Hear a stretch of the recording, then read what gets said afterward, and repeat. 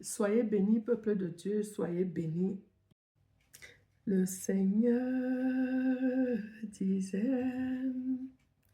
qui enverrai-je, qui ira pour moi? Je répondis, me voici, Seigneur, me voici, Seigneur, Seigneur, envoie-moi.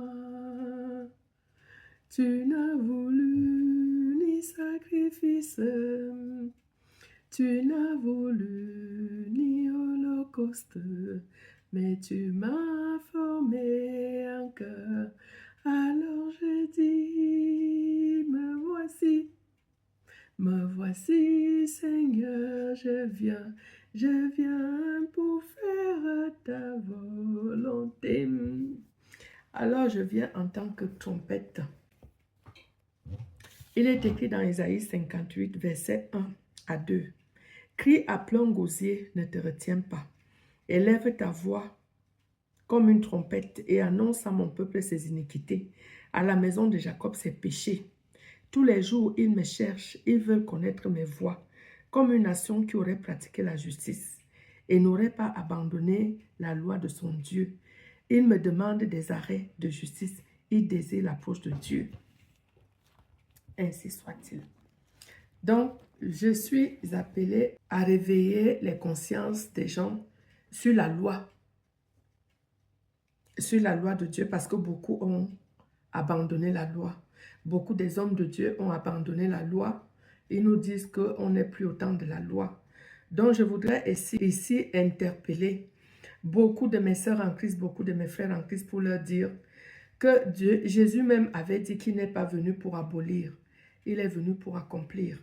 Abandonné par la loi, parce que notre Dieu, c'est un Dieu de justice. Donc, il ne veut pas qu'on abandonne la loi. Raison pour laquelle il envoie nous autres, pour qu'on vienne encore réveiller les consciences, pour qu'on vienne en parler. Aujourd'hui, je veux vous parler du parti pris. Les gens qui ont toujours l'habitude de prendre le parti pris des gens, les gens qui défendent les autres sans avoir écouté l'autre parti. Donc, Dieu ne veut pas qu'on prenne des partis pris.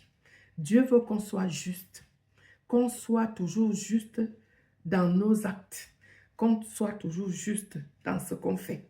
Dieu nous dit dans Proverbe 19 que le manque de science n'est bon pour personne.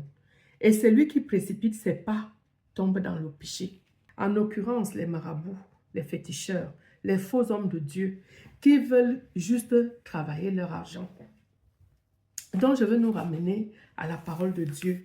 La parole de Dieu qui dit dans Proverbe 17, verset 15, « Celui qui absout le coupable et celui qui condamne le juste sont tous les deux en abomination à l'Éternel. » Dans Proverbe 24, verset 23 à 24, « Il n'est pas bien d'être partial dans les jugements. » Alors, il est écrit dans Proverbe 24, verset 23 à 24, il est écrit, voici encore ce qui vient des sages.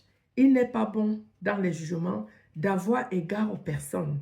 Celui qui dit aux méchants, tu es juste, les peuples le maudissent, les nations le maudissent. C'est aussi écrit dans Proverbe 29, verset 24.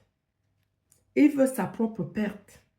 Et c'est lui qui protège le voleur, qui ne dit rien quand on fait jurer ceux qui savent.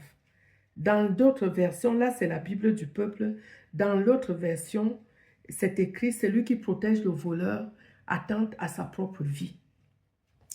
Peuple de Dieu, ce que j'ai essayé de réunir sur les paroles qui parlent du parti pris. Vous prenez conscience qu'il n'est pas bon de soutenir un voleur, il n'est pas bon de soutenir un méchant, il n'est pas bon de soutenir quelqu'un qui a fait du mal en fait. Il n'est pas bon de le soutenir.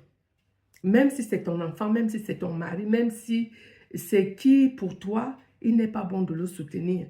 Il faut savoir leur dire la vérité. Il faut savoir leur dire la vérité. Parce que la Bible même dit encore, la Bible nous dit, ne prenez pas part aux œuvres infructueuses des ténèbres, dénoncez-les. Il est écrit dans Ésaïe 5, versets 20 à 21. Malheur à ceux qui appellent le mal bien et le bien mal, qui change les ténèbres en lumière et la lumière en ténèbres, qui change l'amertume en douceur et la douceur en amertume. Malheur à ceux qui sont sages à leurs yeux et qui se croient intelligents. Il ne faut pas les défendre parce que c'est un péché.